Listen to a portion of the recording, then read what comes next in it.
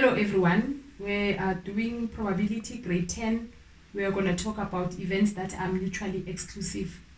If events are mutually exclusive, two events mutually exclusive, it means that they cannot happen at the same time. For example, events that are mutually exclusive, being a boy and being a girl, you cannot be both. And other events that are mutually exclusive, passing your maths test and failing your maths test, you cannot do both. You can either pass the maths test or you can fail the maths test. So those events are mutually exclusive. When we are using a Venn diagram like that, events that are mutually exclusive, the circles will not touch like this, meaning that there is no way where it's common. So a mutually exclusive event, when we're looking at your question paper and they've drawn a Venn diagram like that, it means those events are mutually exclusive.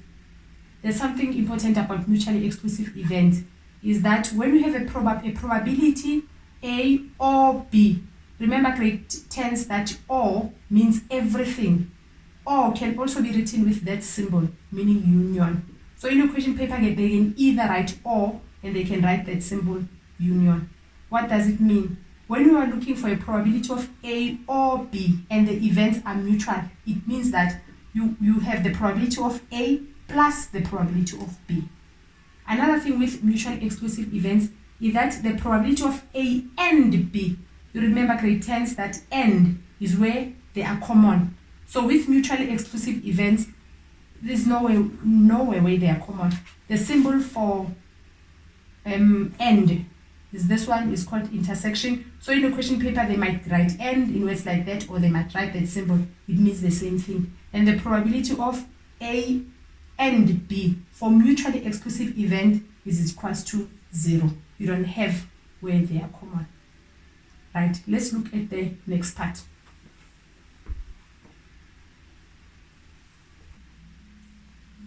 And now we're going to look at non-mutually exclusive events. Non-mutually exclusive events will start here in the Venn diagram. When you look at the Venn diagram, they will have where they are intersecting, meaning that where they are common. There's something that is common in set A and set B. Let's look at an example here. Set A, we have 2, 4, 6, 8, 10. Set B, we have 2, 3, 5, 7. So you can see that the 2 is common. So these two events are non-mutually exclusive.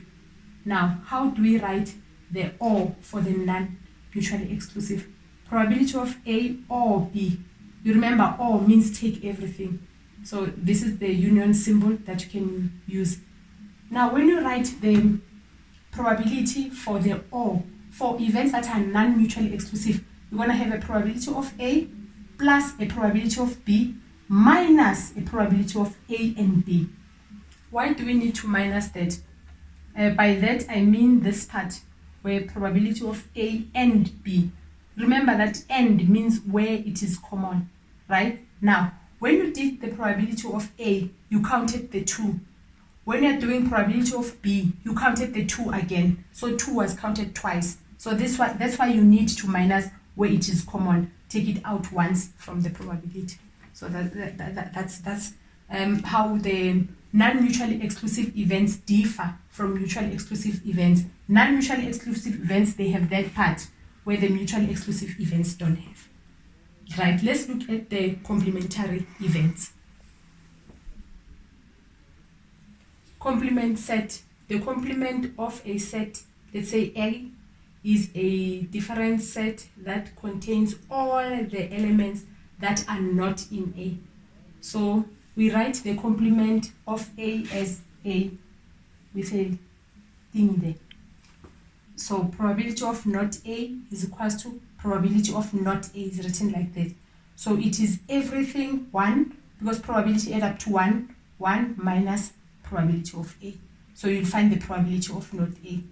In an exam, if you are given probability of not A, so you can calculate A, which will be probability of A is equals to 1 minus probability of not A. Sometimes in a question paper, they will give you the probability of not A, and you have to calculate the probability of A. Sometimes you'll get the probability of A, and you have to calculate the probability of not A.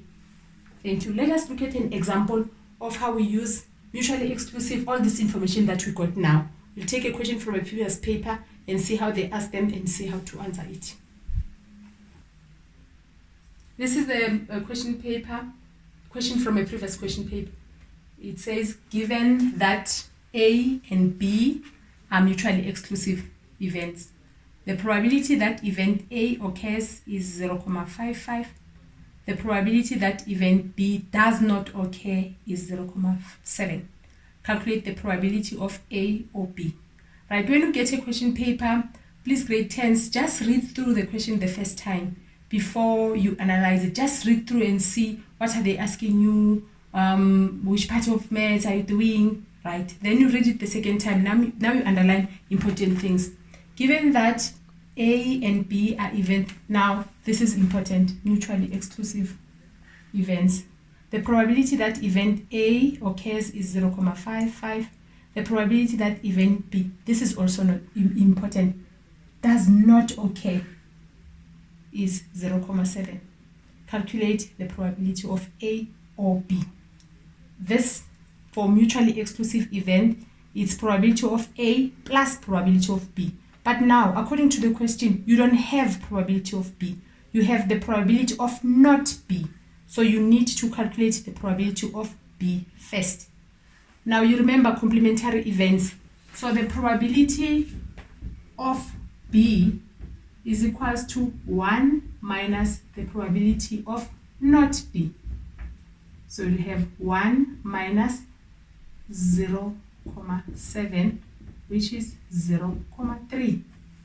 Then we have calculated the probability of B. Now we can apply the fact that these events are mutually exclusive. For mutually exclusive events, we know that the probability of A plus the probability of the probability of A or B is equals to probability of A plus probability of B for mutually exclusive events. So what is the probability of A? You are given from the question is 0.55. The probability of B, you've calculated it, it's 0.3. And then the probability of A plus B, I'm going to get my calculator, I don't want to write the wrong answer. 5 plus 0.3. And because your answer was given in decimal, even if your calculator gives you the fraction, write your answer in the way that the question was asked. So your answer is 0.85. Then this question is worth 3 marks. So this will be the end of the question. Thank you for watching. Hope to see you next time. Thank you.